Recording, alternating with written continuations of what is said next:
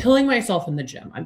I'm killing myself, starving myself. And it's like, that's what you have to stop. That's the one thing you think you're doing that's getting the results. That's that's the stuff that has to stop in order for you to get to where you want to go.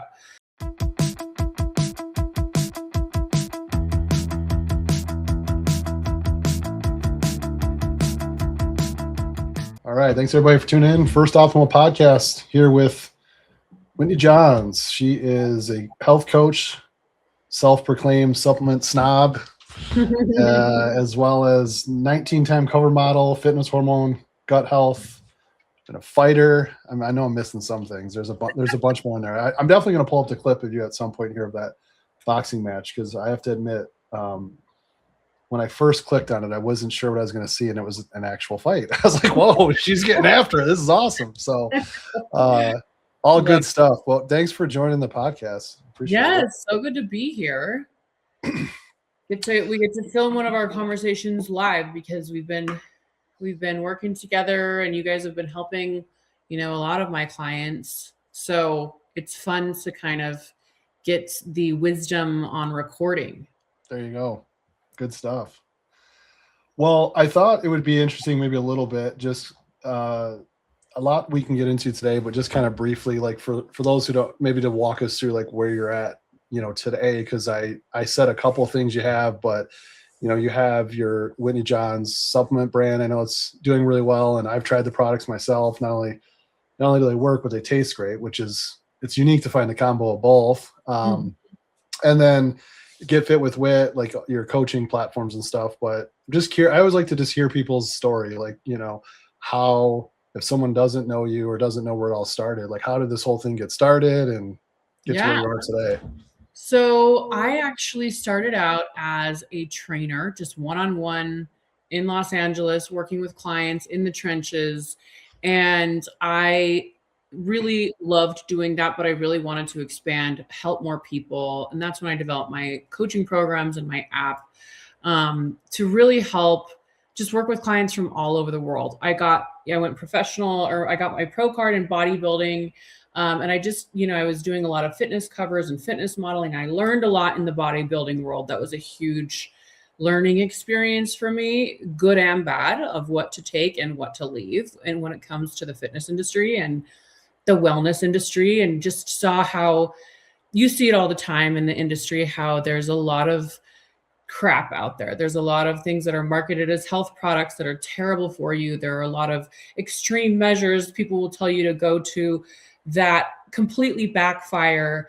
And so, when I realized I had my own issue with my hormone health, my metabolic health after competing, that yo-yo effect that happens, especially when you have hormonal damage and metabolic damage from the overtraining and the extreme measures.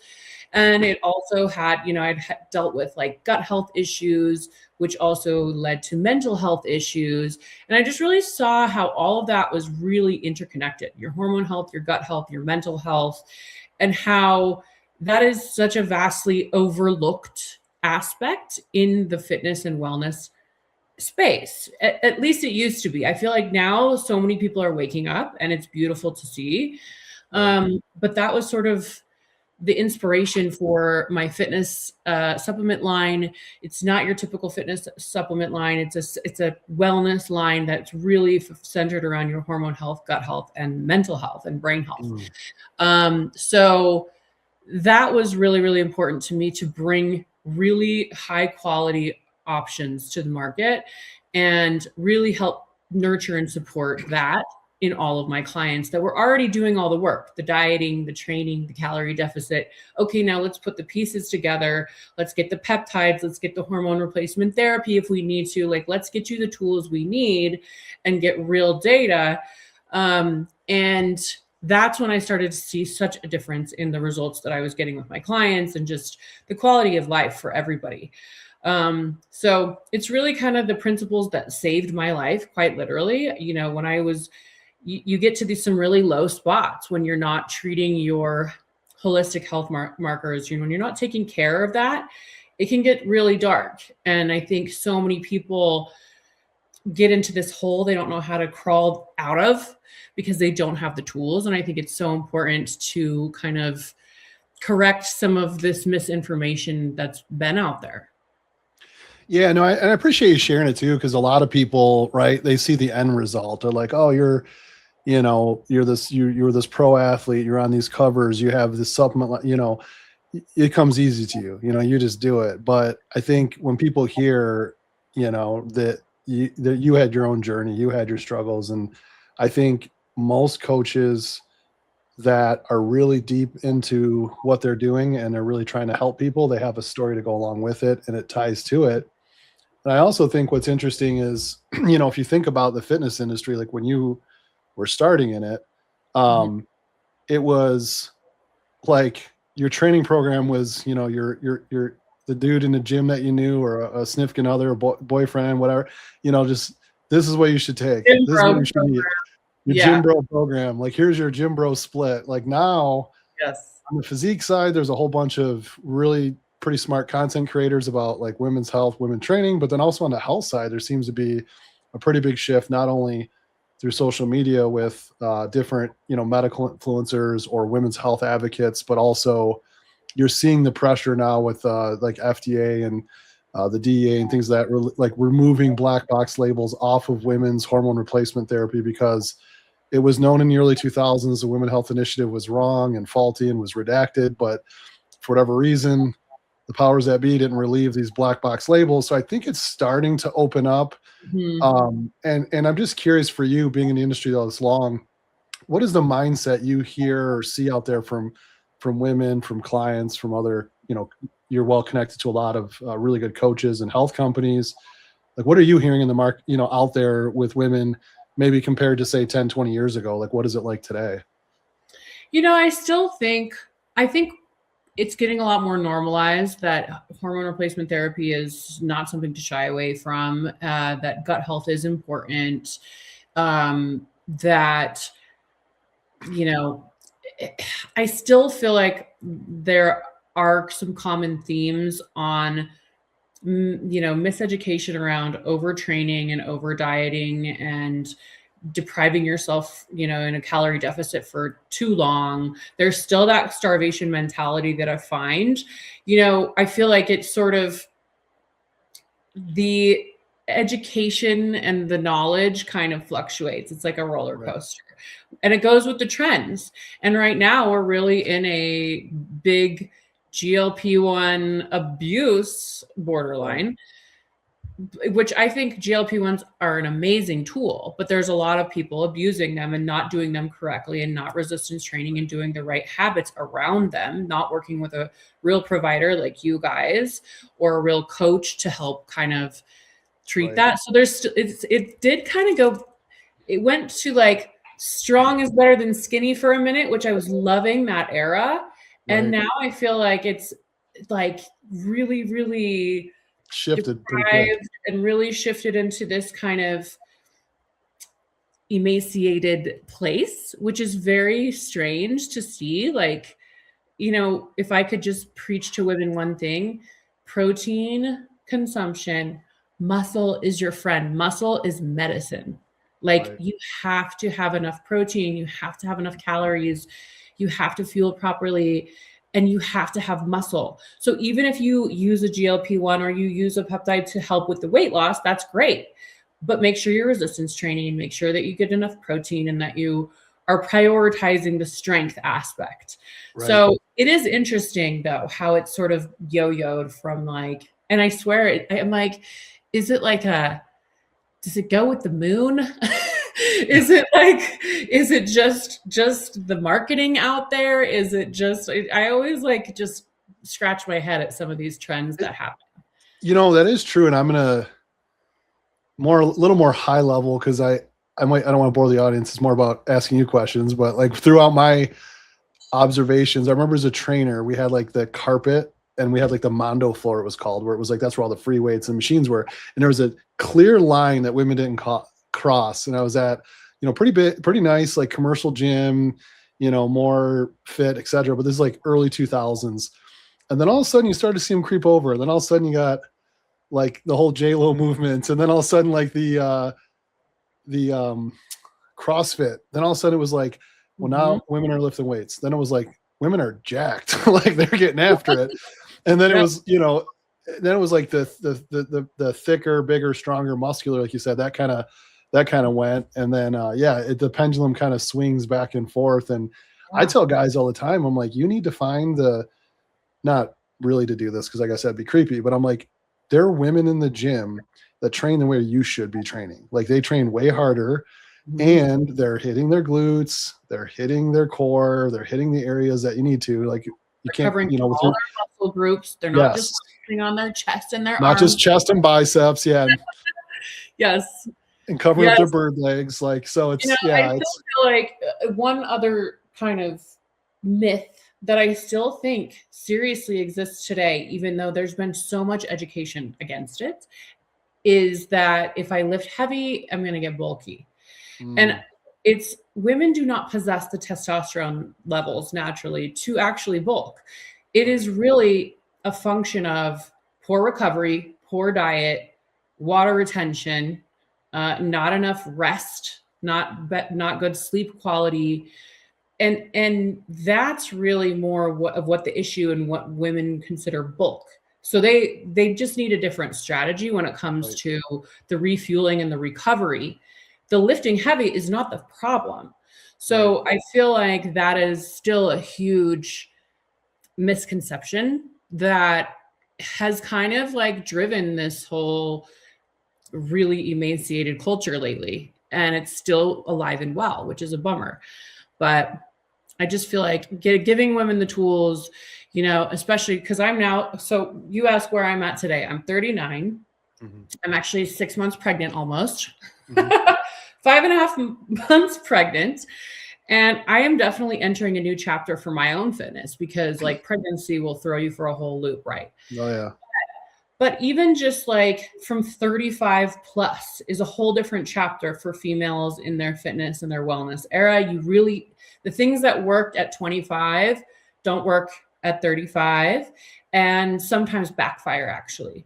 And so really, really prioritizing sleep, stress, recovery is not optional anymore. It might have been when you were 25. Right. It is a must now. It is a non-negotiable.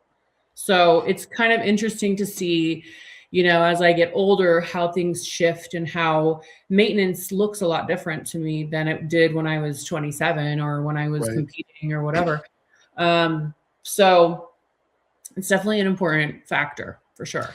Well, I think like as life moves forward, right, like priorities get, you know, change a little bit to where, although, you know, you were training hard for the shows and stuff, but like that was like your number one thing, to where now, you know, you're okay, I'm training hard, but then when I'm done, my brain's like, I got to go take care of my business, or I got, you know, the house, or like obviously in a couple months, gonna have a little one there that is going to take precedent over everything. And, you know, family and things like that. I think it just, you know, professionally, careers. So I think a lot of things are changing all at once.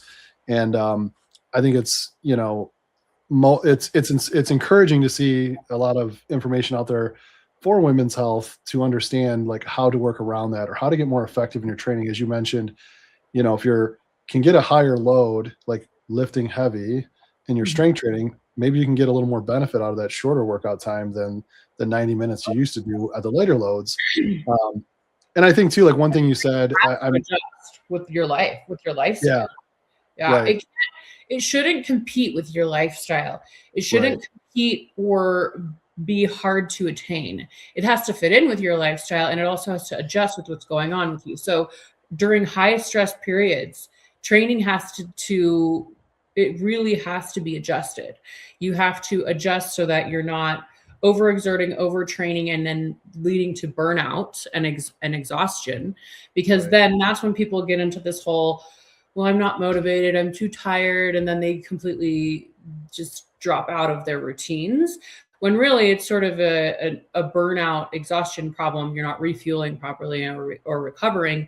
And if you were to just adjust your training and dial certain things back, it would work way better, especially with women, with cortisol levels, hormone levels, all that changes, especially when you get into your late 30s. that changes so much. So the rules change with your hormones and with age, and you have to take that into factor. With women, it's also, I talk to my clients, like your cycles, like your monthly cycles. You have to kind of work with the cycles and you have to train accordingly, because if not, and you're just sort of like working against your body, that's when you really get into high cortisol and overstressing the body. So that's definitely backfiring. And I see a lot of women that are like, I'm doing everything right. I'm killing myself. I'm killing myself in the gym. I'm killing myself, starving myself. And it's like, that's what you have to stop. That's the one thing you think you're doing that's getting the results. That's that's the stuff that has to stop in order for you to get to where you want to go. So yeah, no, and I think it's, I think you made a couple really good points there. I was told this by women, so any of the women listening, don't shoot me. The only positive thing about the monthly cycle for women is the fact that it's giving more regular feedback every month. So any irregularities, any changes in that, something with your chemistry is off. It's either an external factor, like you mentioned, stress and things, or the body's going through transitions, and it's time to take a second look at your health, because a lot of times it could be just some small modifications that get everything kind of buttoned up and back in line, and sometimes it's a little bit bigger, which I think is where some of your approach and the things you do comes in really well and works handily with that, because people can kind of plug in, just some of your products or your services based on where they're at in life and what struggles they're having. Which I was thinking about earlier when you're talking, because you mentioned like GLP-1s, and I do want to come back to hormones more, but I was just going to ask a little bit about, you have the gut health straws, and that's right now. There you go. I know I went through all mine, so I wish I should have saved one for the episode. We got to get you some. I'll order more. It's my bad. I'm a bum for not having one for the show. But like I said, yes, they work, but like I like the taste, so I was just drinking it normally. So I blew through it pretty quick. But with that, let's talk a little bit about, because there's some stats, and I pulled this up in other episodes, but it's sometimes north of like 85% of women don't even get close to the minimum fiber need by the CDC. So I try to stress that to people, like, this isn't, what Whitney Johns gets every day in fiber. Like, this isn't like people who have accomplished pro status in different sports and such. This is minimum. Average American needs 25 grams of fiber a day for women, 35 for men, and they're getting 2. So, can you talk a little bit about American fiber and all that good stuff? Yeah, so fiber is super important. And a lot of people have heard of probiotics, and gut health is becoming a little bit more of a normalized topic now. So a lot of people will say, okay, I'll take a daily probiotic, or I'll have some, live cultures in my food, right? So fermented things like that. But what they don't realize is that you really have to pair fiber, and prebiotic fiber specifically, with probiotics in order for them to really thrive and continue working. Otherwise, it's kind of like a waste. A lot of your probiotics literally end up just down the toilet, pun intended. So you really have, prebiotic fiber acts as the food, and it really helps it flourish. So you really kind of have to have both in order for this to work. Fiber also helps clean you out. It helps with your digestion. It helps really keep things moving. That's one thing that people love, not only the taste with the gut health straws, but it's a really easy way. People hate fiber powders, capsules, pills. They're like, I hate, a lot of people don't love vegetables. A lot of our customers are parents who are like, I cannot get my kid to eat vegetables for the life of them, but I know that they're going to get at least 4 grams of prebiotic fiber if I give them a straw that makes their water taste like lemonade, and they love it. And it's a path of least resistance to a nice dose of prebiotic fiber. So one thing that people love about them, though, is that when you use them, you can feel it. Like, okay, it kind of gets things moving. So, it gives you that little snatched cleanse effect without, getting too graphic. But it's like a great tool to just have. But I mean, whether you're using this, or you're using psyllium husk fiber, or you're getting it in your vegetables, fiber has to be a huge priority. Right. Yeah. And I think a lot of people, it's starting to pick up, like you said, but there still is this, how do I put it? Like this, everything's in a box with health approach. Like, oh, my gut is an issue. My head, I have a headache. My energy's down. I'm losing muscle. It must be because I'm not getting enough protein and working out. And those things could be true or impacting some of that. But I think a lot of people now they're starting to realize it, but not enough, as far as like how impactful the gut truly is to the rest of the body. And I know you were talking a little bit earlier about it. Can you talk about your findings with that? And I would imagine I'm kind of leading you on this, I guess, but I know it led to you creating that product, the gut health straws, and kind of really diving in on more gut health. But what are things that you're aware of or seeing that the gut actually ties to the rest of the body? Yeah. So, like you said, a lot of people will be doing everything right. They're eating enough protein. Their diet's on point. However, if their gut is struggling and there's certain dysregulation that can happen within the gut where they cannot properly break down the nutrition. So their nutrition on the plate might look great. And then the way that it's breaking down in the body, you could have leaky gut. It could be causing inflammation. You could be consuming foods that you're allergic to or sensitive to that's causing all kinds of inflammation in the gut that you had no idea, and is continually causing issues for you. It can manifest in the skin. It can manifest in your mood, is a big one. I swear, if we could just fix the gut health in this country, like mental illness would be so much improved. Right. I myself dealt with terrible mental health issues then I realized, and I started diving into the research, because I realized if I don't fix whatever's going on, I'm not going to make it. Right. It had gotten to that point.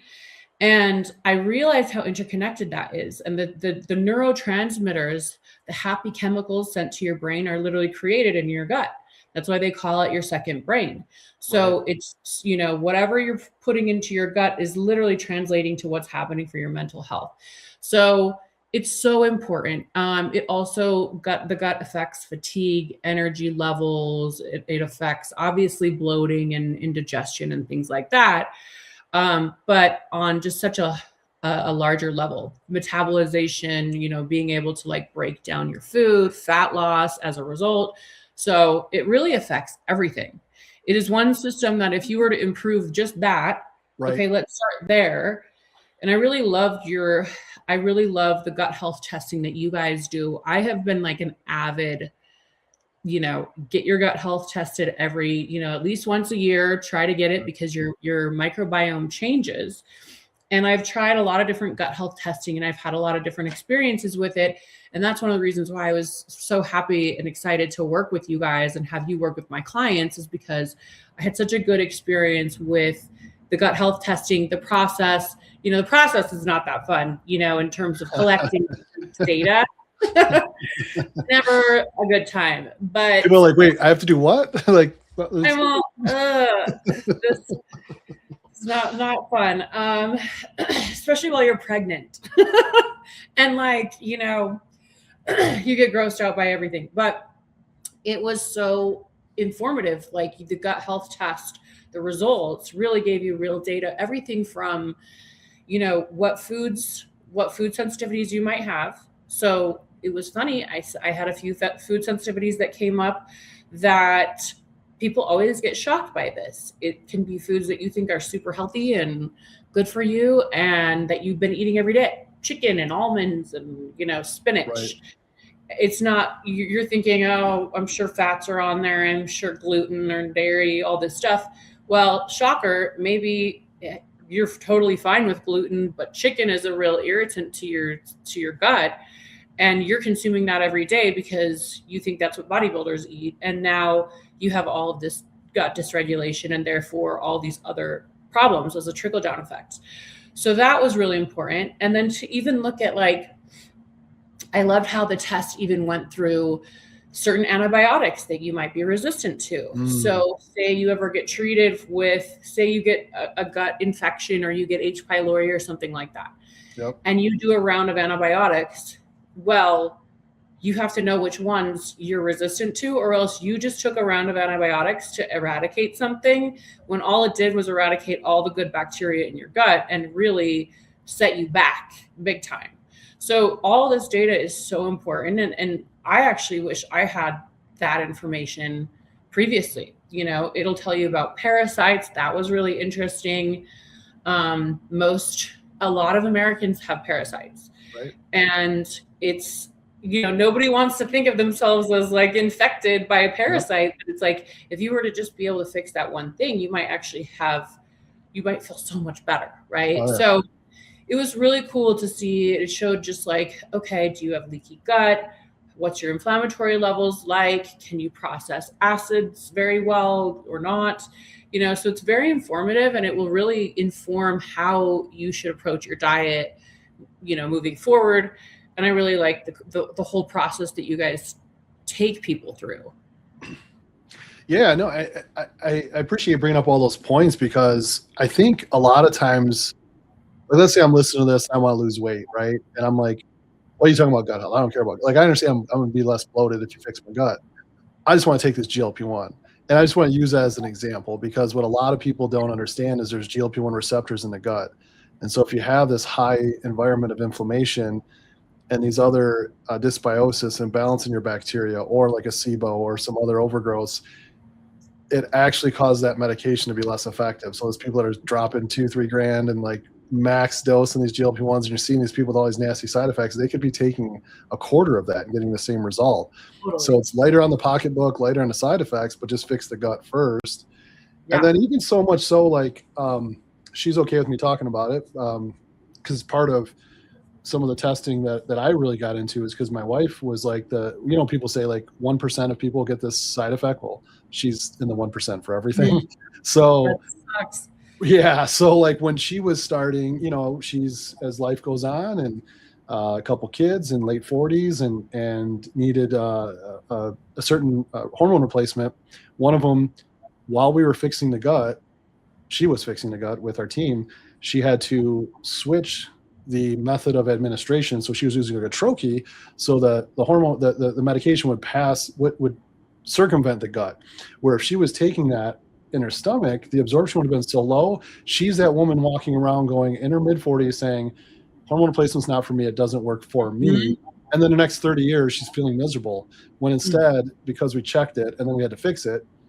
And then I'll also say, and I think there's a lot workaround with the data, a little workaround will get you the result. Yeah. Yeah, give you some symptom relief. And then later, once it's fixed, you can go back to the normal administration. But there was another thing that I noticed in talking to different, patients and different walks of life and such, was there's a lot of good supplements out there and over-the-counter stuff. And if that can solve the issue, and you're working with a practitioner that tells you, just buy my stuff, like buyer beware, right? That's a red flag. But I have seen some that spent a lot of money on these really nice products, but they just weren't strong enough, because you mentioned like pathogens or parasites. Mm-hmm. And the antibiotic strands. That was something unique that someone really close to me did a full protocol for a year, and it was amazing. And the person overseeing it was amazing. They just didn't have all the data. Mm-hmm. And some of the pathogens and parasites were too strong for like the natural stuff to kill it off. Had to do a different, very specific intentional kill phase. So I know I'm being long-winded here, but I just think I wanted to add to that the importance of gut health. And then there's a lot of, good immediate relief products like what you have out there in there. And then those kind of layer into actually something you could enjoy, like the gut health straws, into a protocol for your recovery. Because there's also real medical insight paired with, right. Paired with some of the over-the-counters. That's great. And sometimes even if you get the data, just real medical insight, you can treat. You don't always have to go to medical grade peptides and hormone replacement. There's a lot of stuff that are solutions that would totally take care of you, that are lower cost and don't require a doctor either. But, why not at least look at the tools and have a doctor take a look at it? Right. Yeah. Well, I wanted to shift. I'm sure I'll bounce around a lot because I get a little jumpy. So I apologize in advance to anyone trying to follow me. So, is there? Let's tackle any other myths, because you already hit a few. But I don't know. I just wanted to make sure there's nothing maybe that's on your mind. Another myth in like women's health or fitness that you wish would just die and go away. Is there anything that comes to mind that is floating out there? Training, I think that like starving is going to get you to the weight loss goal, or that every workout should be a punishment. Every workout has to be hardcore, and like the intensity level needs to be at a 10 or else you didn't get a good workout in. No, that, especially for women, is not true. And you have to really work with like you can actually, that intense workout that you think was, oh, I really pushed myself, so I'm proud of myself, that actually really backfired on your cortisol levels and your hormone levels. So, I think that's a really big one. Overtraining is not always the way. Training hard is not always the way. Starving yourself is not always the way. And that eating more means you're going to get fat. Eating more and fueling more. I mean, I've been able to be in a really good, in good shape for a lot of years, and been able to maintain a level of fitness because I fuel. Like a lot of my friends or family, they'll be like, oh, well, you must starve yourself because you're always like shredded and whatever. And it's like, then they see me eat. And it's like, whoa, and it's like I had to eat frequently and I had to eat a lot, and the quantity was large and the frequency was often. And I really got my metabolism to a place where it was like the more I fueled, the better. Now you have to be smart about the way you fuel, and you have to keep macros into account and eat in the right ratios. But protein is the most thermic effect on your body. Like that is one of the best, most thermogenic macros on your body. So really, I think that's another big one, is like a lot of women think that they don't want to consume too much, and they end up consuming way too little protein is a big one. It's so common for women to underconsume protein. So because they want to eat like a little rabbit, like a bird. And they're like, well, if I eat a bunch of veggies, then it's going to be good. And it's like, not necessarily. So if there's someone listening right now and they, maybe they have that overamped, like undereating, overtraining, high stress environment, high cortisol, but like, no, I'm a boss, right? Like I'm making things happen. I'm good. What could be maybe some symptoms they might want to pause, and just reason for pause to reflect and say, hey, this might be off. I might want to check this. Like, are there things that you're hearing from women, or maybe in your own practices, like what you see that good reason to kind of pause and check in on your hormones and your overall health? Yeah. I mean, if you plateau and suddenly fat loss is not attainable, or, the harder you work, the fluffier you start to feel. I've had that with a lot of, friends that are like, I'm working the hardest I ever have, and I feel like I'm just expanding and I'm fluffier. And it's like, again, you're going to retain water. You're going to have a stress response. Your cortisol is going to spike. Your hormones are going to do weird things, which is, it's going to really teach your body to like hold on to things instead of shed, right? Because it's survival, and your body doesn't respond to a diet. It responds to a threat, right? So if your adrenals are damaged and you're overtraining and you're not fueling enough, you're going to hold on to all of that instead of the exact opposite, which is what you're aiming for, is to kind of shed and shred. So that's a big one. Constantly feeling like you're always sore and you can never fully recover.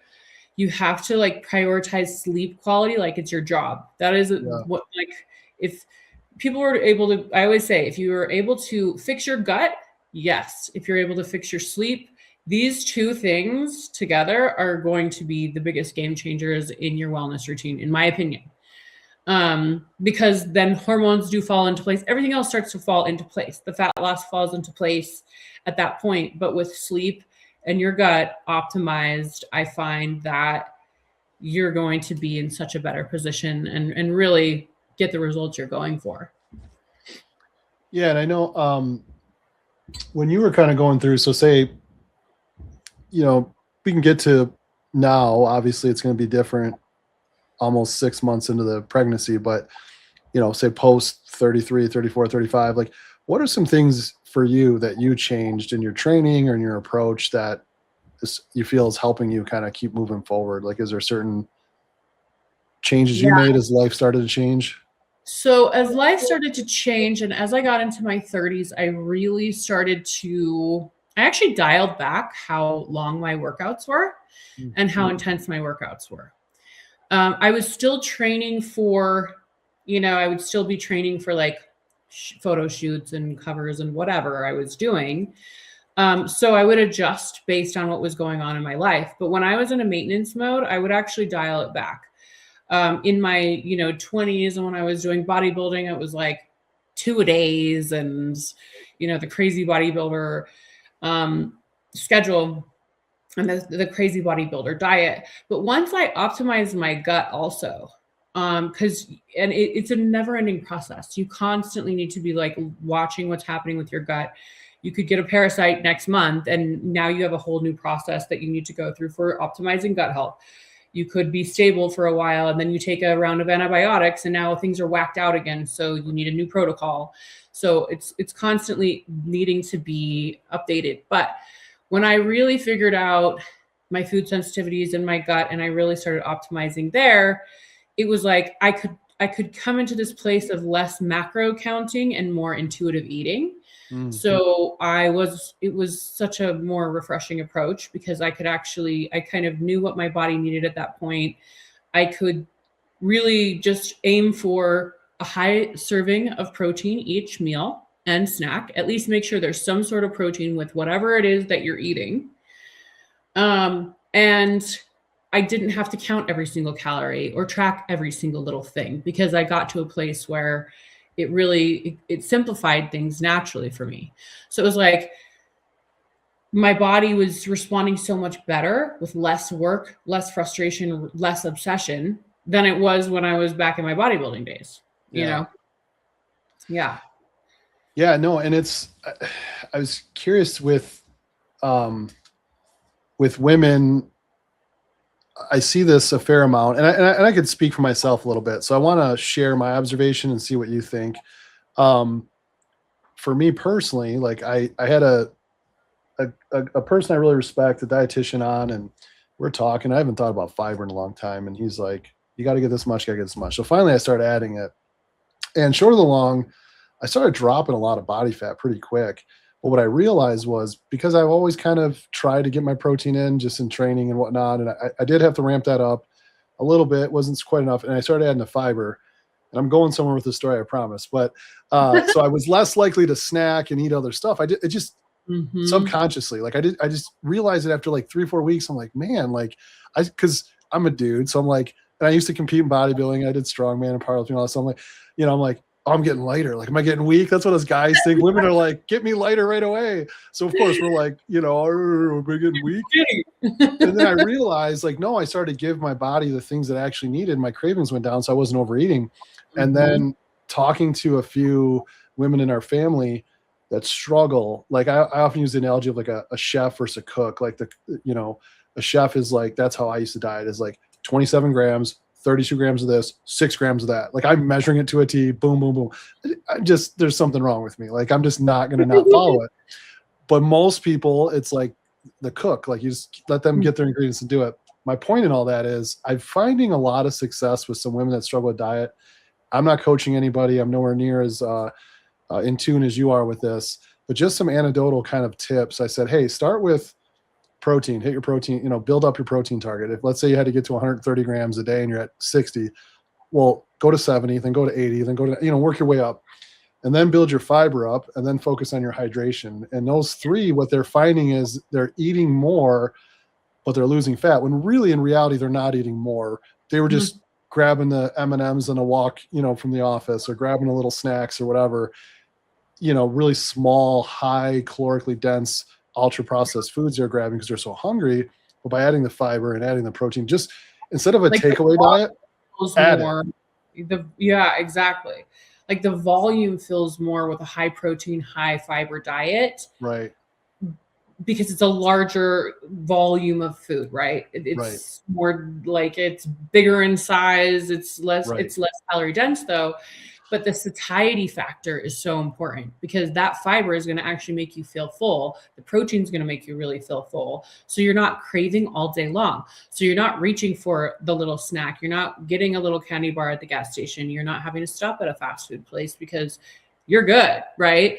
So it keeps you fuller for longer, and then you feel like you're eating more food. So a lot of women, it's kind of like this reverse psychology where they're like, I feel like I'm eating more, but then they're finding they're less hungry as they go throughout their day. So that's a big kind of shift, a big perspective shift that you have to have with that.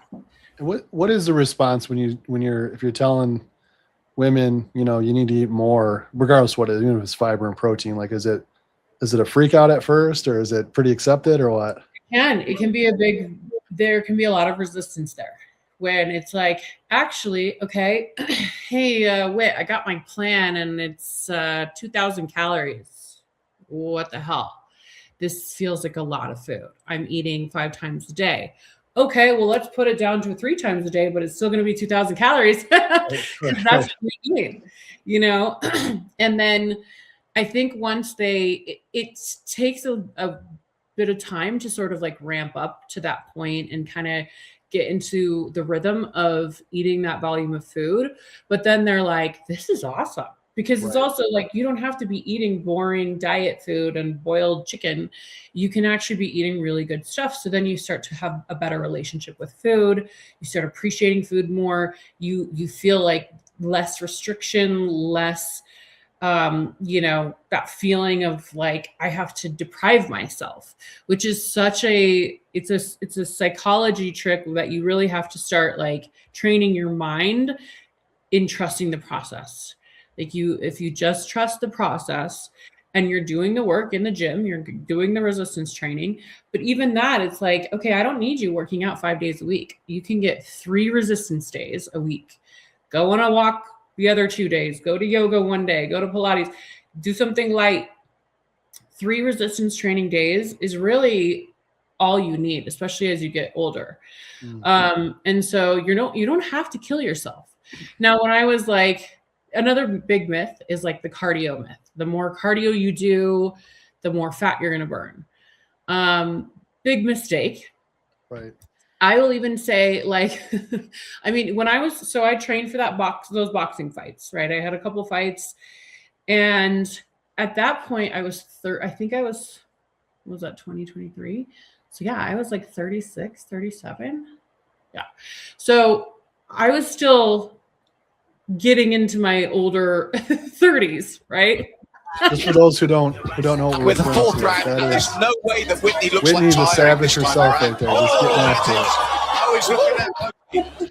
If there's ever any kind of dispute between us, like, I give up, you win. How long ago was this again? Okay.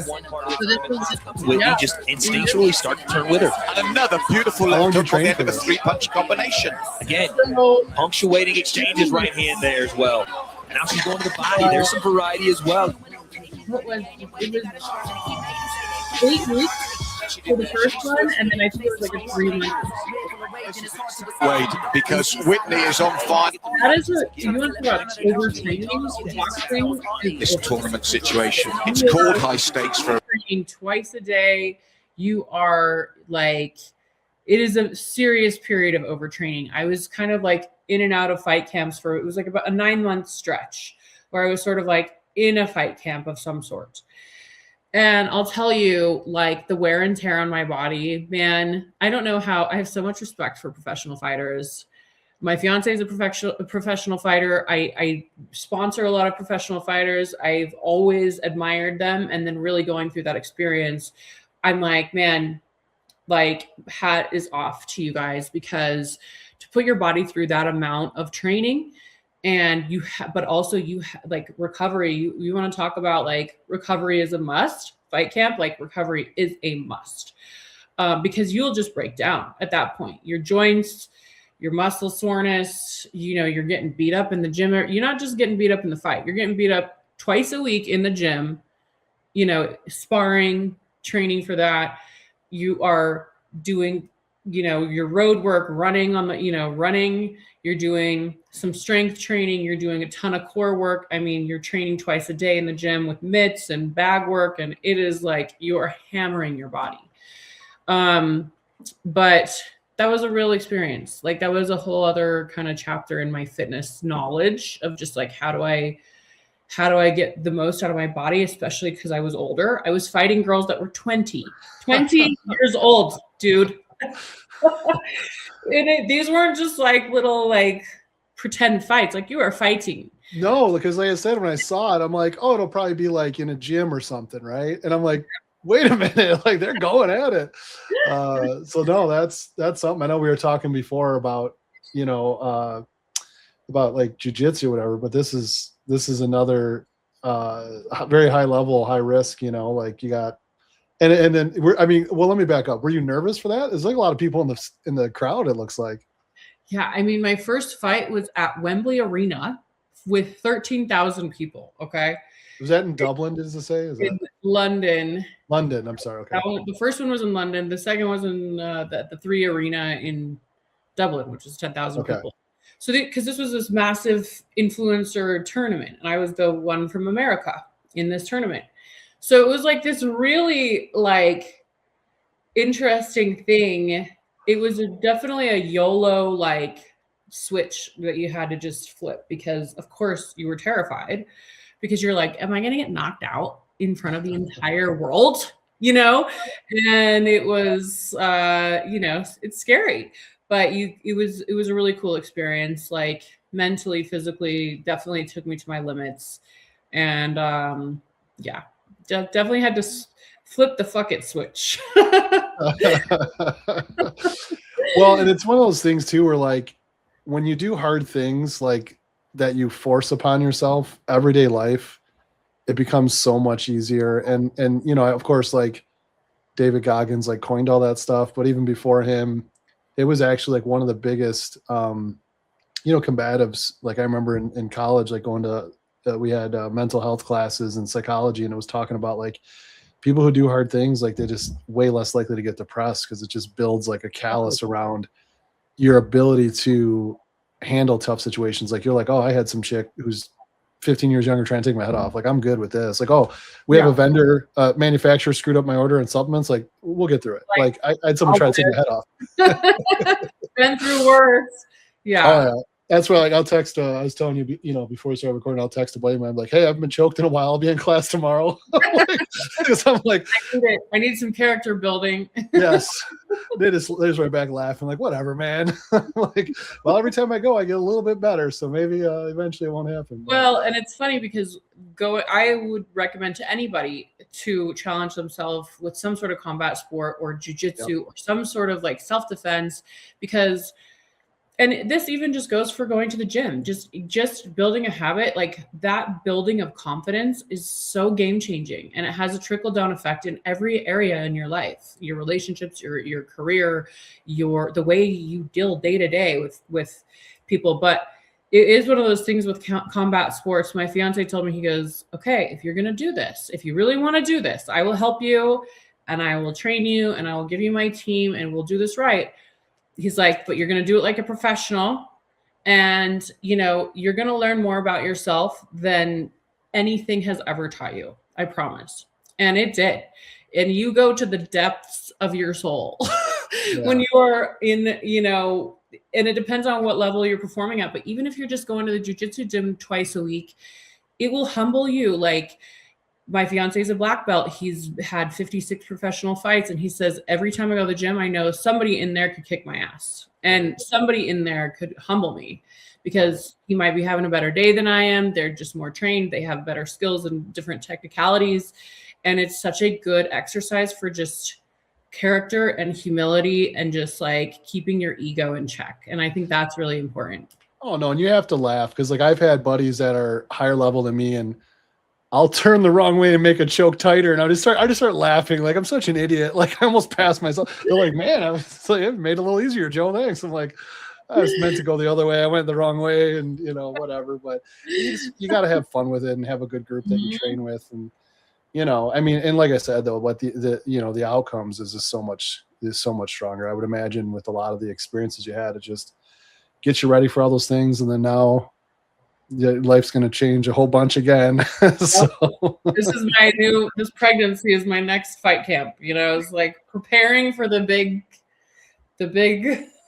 day.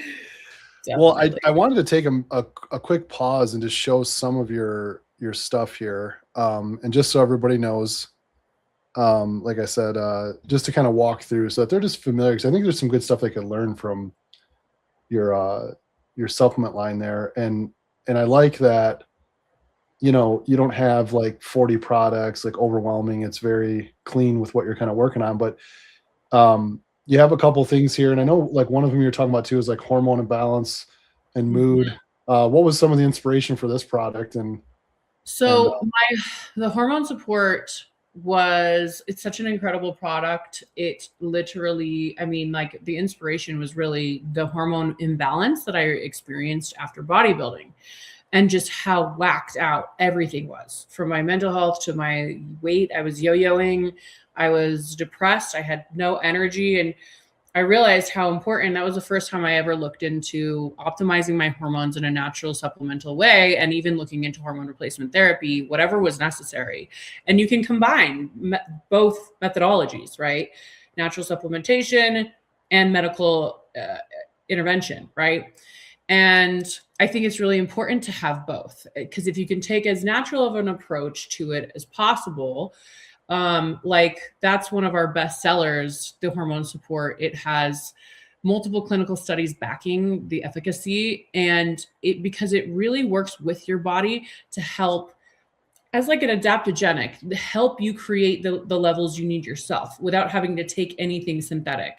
So I'm not having to take testosterone or progesterone. It just helps me produce the levels that I need to by optimizing things like inflammation and, a lot of these other hormone processes. So that one is awesome. And it was one of those where I'm like, when I was taking it every day throughout the month and I was consistent with it, my, things like my cycle were so much better. Like the symptoms around my cycle were alleviated by probably, I'd say like 60%, 70%. It's great for women that are experiencing hot flashes or any of those hormonal changes, perimenopausal, premenopausal, or menopause, even down to like just really bad period cramps and things like that, bad pain during that, PMS, those symptoms. So, and I just love that it's a natural approach. And then I always tell my clients, listen, get your levels tested, check what's going on with your hormones. And if we can optimize with hormone support or something natural supplementation, but I also would highly recommend hormone replacement therapy if your levels are at a certain level of imbalance. Like, why not?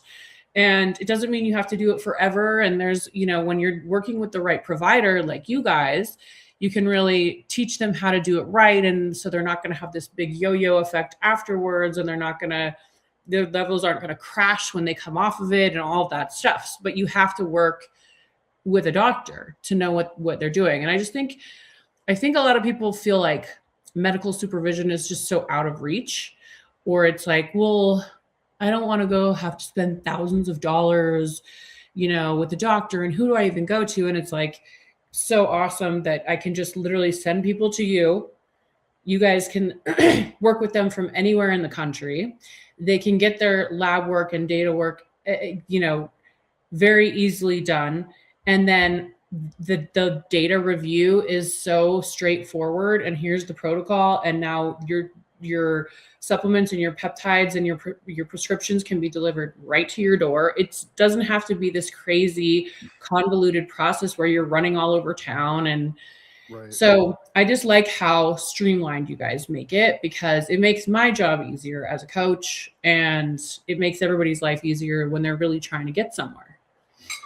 Yeah, no. And I think going back to the product itself, like I've seen people just benefit from over-the-counter things, and it gets them through sometimes for all they need. Sometimes it gets them through a couple of years, and then maybe they need more aggressive intervention, or sometimes they do both. So it's not like someone has to commit to both. They can try one and add the other. I mean, Totally. I've been on replacement myself for quite a while now. I don't know, 6-7 years. But there's other like natural things I do just to help the supporting. Herbal. Yeah, Yeah. Just some of exactly. the supporting things, that will help keep all the other good stuff kind of rolling there. So Mhm. what do you notice? Let me take a step back. So, because I really like the taste. It does work too, but I have to admit, I needed something flavored, and I put your brain activate in my drink. So Yes. what Have you tried the Brain Activate before a podcast or anything? I have, but like 50-50, because like I said, I drank it just for taste. So I that's what I was going to ask, is when do you usually recommend people to use it? Is it So the inspiration for that one was because back when I was when I had no idea what I was doing with my gut health and my hormone health, and they were whacked out, my energy, focus, and ADHD was so much worse, right? My focus, my ability to concentrate, sit for long periods of time and just accomplish work, which only makes your anxiety worse. And then it's like this whole kind of like vicious cycle of more mental health problems because you can't focus. So I was prescribed things like Adderall and stuff like that to try to get my attention span and fix the ADD problems. Well, our brain really needs the proper nutrition to operate well, right? Yes, your gut has to be working right, but your brain also needs the proper nutrition. And so Brain Activate is such an incredible formula. It's got a lot of MCTs, healthy fats, things that your brain thrives on.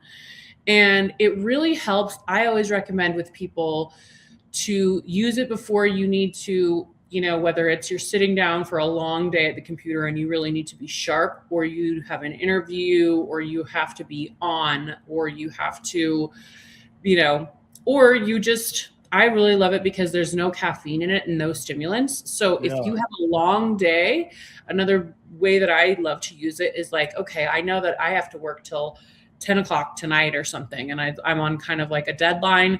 Well, I don't want to drink more coffee. I'll have something that really works with my brain, and it gives you like up to 8 hours of cognitive function and alertness, and it activates different parts of your brain. You can even see it on the little brain scan, by up to 46% increase in brain activation. So you can see it on these EEG scans. There's a lot of clinical studies behind this formulation as well. And it's pretty incredible. And it tastes great, like you said. I love it in coffee. It tastes like a vanilla creamer. Oh yeah, I haven't tried it that way. I'll have to try that. It's really good. You can use it in water. You can put it in smoothies. But I like it in like a matcha or a coffee, because then add that little added caffeine is actually a great nootropic. It works together as a super solid nootropic. Or you can take it by itself in the afternoon or later in the day, and it works great. Yeah, gosh, what was I going to say now? No, I the taste, but I also noticed like some of the healthy fats. Like I was just, like I said, needed something flavor. I put it in the first time I took it, and then after, I felt in a good way, felt like the healthy fats a little bit more. Not only the brain, but like just the way the gut was kind of settled a little bit, because I just had a bunch of meetings and stuff, and I just felt like it kind of gave me a nice curve. So no, so I think it's good, because I guess too. Like if you take it before a workout or jujitsu, then maybe you will get yourself choked less. I don't know if that's going to happen, but we can try. All people are aware that I'm being choked, but I don't know if it'll stop it. But I appreciate the vote of confidence there. So let me know. How good goes. stuff. What well, as far as like the new year and things kicking off, obviously, personally, with a baby on the way soon. How's Get Fit with Whit going? I know that's tons of testimonials on the website and the coaching services, and how's that been going for you, and any new things going on there? It's been great. And we're, even with our approach to working with you guys as our medical team, we are coming out with a little more of a hands-on approach. It's always tricky training online. You know, I went from training people in the trenches day to day in the gym with them, grinding it out, to, okay, how do I keep that same level of like care and engagement and individual attention over online programs, right? And that has always been something that I've been trying to find the right and the best balance. And I always tell people, you know, I am available for you via coaching calls or through the Fit with Wit group or whatever, as much or as little as you need me. Some people like to just do their thing, and then some people want a little more hands-on attention. Well, now we are releasing a new program where it can be a lot more individual hands-on attention, at least monthly to biweekly or bi-monthly check-ins. In addition to, you know, I want to go and review your labs that you're getting from First Optimal. I want to see what's happening. What pieces can we put together in this puzzle? Because all of that is so individual, and it's going to affect the program, and it's going to affect what's happening with your diet and how we need to adjust. So I'm really excited about that. And it's cool to kind of have you guys as a great coaching tool too, because it just, everybody's happier when there's some precision in there. Sure. And we can actually just get there faster. Yeah. Cause it's like, what, right? Like what's the most, I mean, I think a combination of, you know, with your experience and some good testing, and then, you know, the knowledge of the supplements and the micronutrients and all that, it's like how many people just give up before they find the right mixture of things. And it's, sometimes you can stumble on it, sometimes you can be guided to it, and sometimes you just have to pause, call a timeout, assess a few things, and just get a more dialed in plan, which it sounds like that's kind of the approach in 2026 with some of your add-ons to what you're doing, which I think will help a lot of people move forward out there. So yeah, I think the biggest thing is like, a lot of people will get into this place where they feel stuck, and it's like, okay, it's really important to understand you're not broken. You are an adaptive being. Yeah. And that's just your body's way of signaling to you that it needs a new or a different approach. So let's find what the different approach is.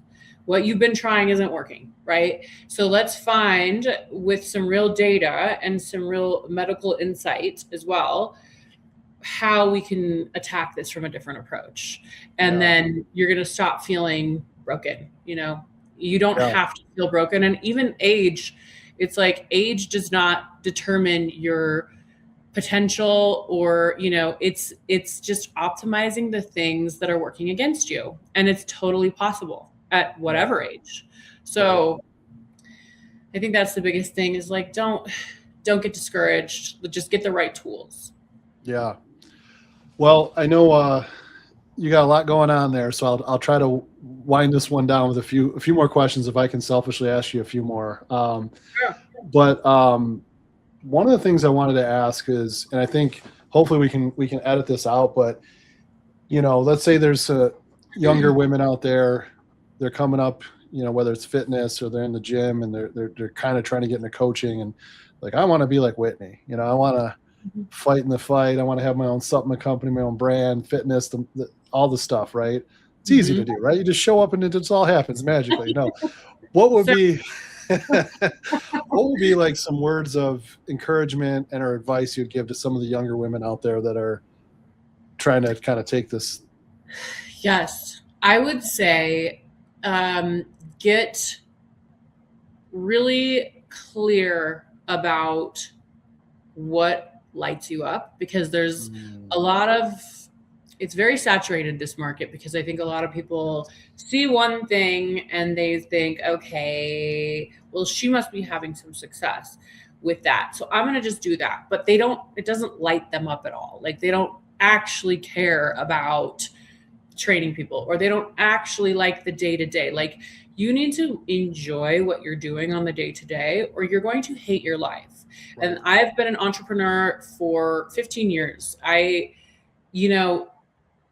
I've tried a lot of different things. Some I've loved, some I'm like, I don't really care to keep doing that. Right. And just know that your journey is going to change as an entrepreneur. And that's totally okay. And there's a huge learning curve. You have to have really good people around you. And you have to get the right help, and you have to really figure out how to delegate and not try to do everything yourself, or you're going to kill yourself trying to do it all. So that is of huge importance. And then doing something that really lights you up is of huge importance. And then literally do not be afraid to fail. I have fallen on my face and failed so many times, publicly, embarrassingly, humblingly. And it has happened over and over and over again over my journey. And I couldn't be happier about those experiences now looking back. So when you're going through a fall on your face moment and you feel super embarrassed about it, like, you're going to be fine. Right. You're going to be fine. And you need to just like keep going and keep trying something else. And if you need to press the reset, start over button 100 fucking times, totally okay. Like, it's not worth continuing to try to force a square peg into a round hole, you know, and to try to keep making something work that's just not working. Just fail and move on. Yeah. No, that's a lot of time. That's so good. No, it's so good, because it's, so what I heard you say too, just for everybody out there, like clarity on your goals, like what lights you up, clarity around that, and then, you know, fail forward. But I heard that, you know, it's a cheesy Tony Robbins saying, but I heard it a long time ago, and it stuck with me, even though my brain still doesn't fully accept this. But it said, like, there's no such thing as failures, there's only outcomes. And I really tried to learn, even so much so, like I coach football with 8th grade, and I volunteer every year, and I can still remember the first touchdown we gave up 4 years ago. And I never call that stunt and that coverage ever again, because I won't get into it because I'm starting to relive it. But it was an outcome, so I'll never do it again. It's never going to happen. We lost by one. You know, they only scored once. We didn't score at all, and that was our only loss that year. So it was very disappointing. But you can tell I'm coping with it very well, as you can tell 4 years later. I'm really healthy. My mental health is great. But I think that's really well said. And selfishly, I have to ask. I'm going to lie and say one more question, but it's actually two. Why? How did you get wired that way? Because you said entrepreneur 15 years. You know, just knock down, get up. Is it something in the family? Were your parents entrepreneurs? Were the way you're raised? Like, what do you think helped inspire that? You know, that's actually a really good question. I think that I am so stubborn, and I don't like working for other people. And I just, like, I tried the corporate thing, I tried the desk job thing, and it was like soul sucking. And I just realized I have to follow my own path, even though it would probably be so much easier to follow somebody else's. Right. But I have to figure that out. I also think, you know, not to get too into the weeds, but I was raised super religious. I was raised in the Mormon faith. And I think I learned at a really young age that no matter what pressures are around you, you have to figure out what feels right to you. And you have to really key into your intuition, because if not, you're going to be a slave to other people's beliefs that they're pushing onto you forever. And you're not going to be happy. And so even though you're going to get rejected and you're going to get judged, I had to leave that Mormon faith. I love Mormon people. I think they're the best people in the world. They're the hardest working people. I'm really glad I was raised that way, but it wasn't a fit for me, right? So I had to break away from that at a really young age. And I think it really taught me to have some resilience when it comes to other people's disapproval of me. And just like, it doesn't matter if other people disapprove of me, if they're laughing at me, if I, embarrass myself, if they judge me, doesn't matter. I have to live this day-to-day life. I have to live the day-to-day like struggles with this. And if I can't live with that, like, I got to make a move. Right. So I think I learned that, like, growing up is just like, you gotta be your own person, and you gotta, like, not really give a crap what people think of you. No, that's great. I mean, I heard, I think it was Aaron Rodgers, actually. I heard in a clip, which she probably stole from someone else, but it was like that saying, I was thinking when you were talking, that saying of, don't care about people's opinions that you wouldn't ask them for advice. Like, you know what I mean? And it was just like, that makes so much sense. Like, why does anyone care about anyone's opinion? Like, again, if someone you respect and if someone you respect and you're following and they're mentoring you and they say, hey, like, dude, button this up. Like, what are you doing? okay, care about that. But well, thanks so much for joining us, and everybody, thanks for yeah, we really appreciate you jumping on, Whitney. And everyone out there who's listening, thanks so much for tuning in. Be sure to do all the fun social media stuff, the likes, comments, and follows, and subscribe. But if you do have questions out there, we always say at the end of every episode, we're going to have a bunch of information in the show notes about how to get in touch with Whitney. And if you have questions, even if you shoot them my way, we'll be sure to help answer them the best of our ability, and then get you in touch with Whitney's team or any way they can help you out. So I would love that. Don't be shy, people. Thank you so much. So great being on. All right. We'll see you, Whitney. Thanks again. Thanks. Take care.